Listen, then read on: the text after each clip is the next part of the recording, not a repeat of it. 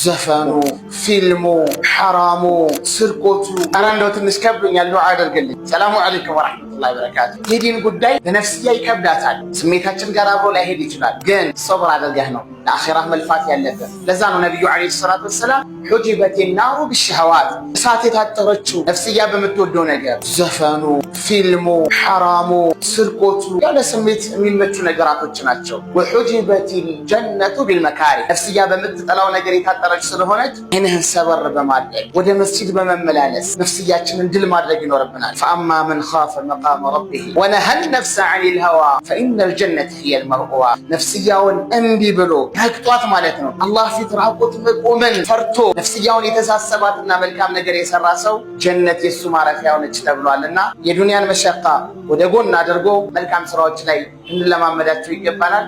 ሰላሙ አለይኩም ወራህመቱላሂ ወበረካቱ።